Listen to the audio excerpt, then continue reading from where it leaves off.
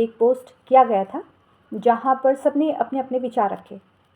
देखिए, हमारे देश में जो आज के समय में आरोप लगाना है, वो आरोप बहुत आसानी से किसी पे लगाया जा सकता है। वो है झूठा रेप केस का आरोप। जी हाँ, क्योंकि इसमें जल्द सुनवाई होती है और ये महिलाओं की सुरक्षा को ध्यान में रखकर बनाया गया था और बनना भी चाहिए। लेकिन समय के साथ साथ जिस तरह से घटनाएं घटित हो रही हैं, इस कानून का दुरुपयोग होने लगा है।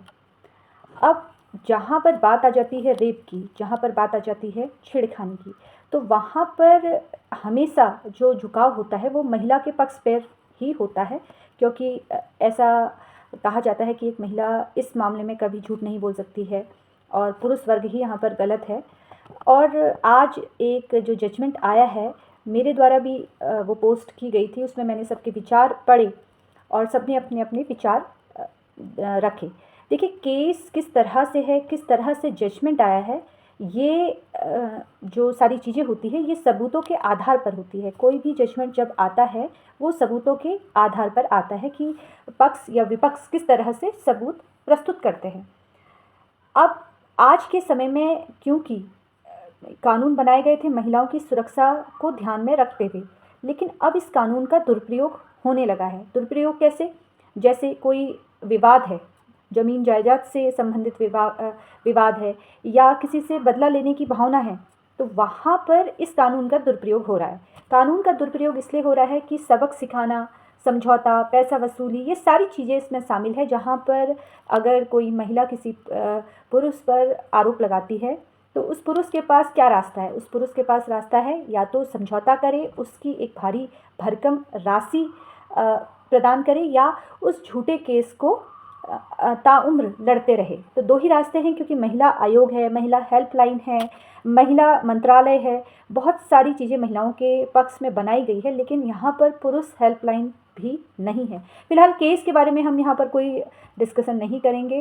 केस क्या था ये मैं पूरा पढ़ने के बाद ही उस पर एक वीडियो बनाकर अपलोड करूँगी। लेकिन हर एक केस का पहलू समझने की कोशिश करनी चाहिए कि केस आखिर किस तरह से था। जज साहब के द्वारा जो जजमेंट आया है, जिसमें उन्होंने कहा था कि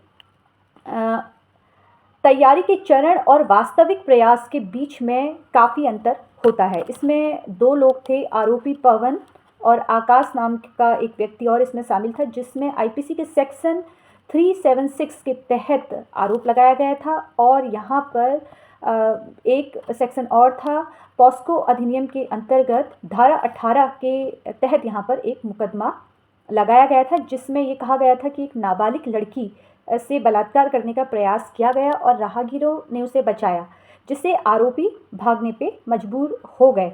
जो रेप हुआ नहीं था, यहाँ पर कोशिश की गई थी। जहाँ पर जो राहगीर थे, वहाँ से जो रास्ते से जा रहे थे, वो बचाने का प्रयास कर रहे थे, उन्होंने बचा लिया और आरोपी भाग गए। अब क्योंकि ये घटना 2021 की है, आरोपी ने बच्चों को लिफ्ट की पेशकश की। उन्होंने कहा कि हम तुम्हें छोड़ देते हैं कहीं पर, और फिर उसके साथ बलात्कार करने का प्रयास किया, जिसके बाद उसके परिजन ने पुलिस स्टेशन में कंप्लेंट दर्ज की। तो यहाँ पर जब आरोपी ने निचली अदालत से जब सम्मन को चुनौती देकर हाईकोर्ट का दरवाज़ा खटखटाया, तो तर्क ये दिया गया कि आईपीसी के सेक्शन 376 के तहत कोई अपराध नहीं किया गया है। यहाँ पर कहा गया कि रेप की कोई घटना नहीं घटी, क्योंकि दावा ये किया गया कि भले ही उनके खिलाफ शिकायत को गंभीरता से लिया जाएगा। यहाँ पर इसको समझने वाली बात है कि ये कहा कि उनके खिलाफ जो शिकायत है उसे हम गंभीरता से लेंगे, लेकिन आईपीसी के सेक्शन के तहत यहाँ पर ये आरोप नहीं लगाया जा सकता है। और कोर्ट की ओर से कहा गया कि बलात्कार के प्रयास का आरोप लगाने के लिए अभियोजन पक्ष को ये साबित करना होगा कि तैयारी के चरण से आगे निकल गया था, और अपराध करने की तैयारी और वास्तविक प्रयास के बीच में एक बहुत मामूली सा अंतर होता है। फिलहाल ये तो कोर्ट की ओर से जजमेंट था। यहाँ पर मैंने आपको ये वीडियो में इसलिए मैं बना रही हूँ कि दोनों पक्ष के पहलू को देखकर ही यहाँ पर हम कुछ कह सकते हैं। फिलहाल इस तरह से आदेश आया गया है। देखिए, इस तरह के मामले आजकल दिन प्रतिदिन बढ़ रहे हैं, तो यहाँ पर पूरी तहकीकात करने के बाद ही हम कुछ कह सकते हैं। अगर आपको वीडियो पसंद आया हो तो इसको लाइक शेयर करना बिल्कुल भी ना भूलें और इसी तरीके से आप मेरे यूट्यूब चैनल और मेरे इंस्टाग्राम आईडी से भी जुड़ सकते हैं। धन्यवाद।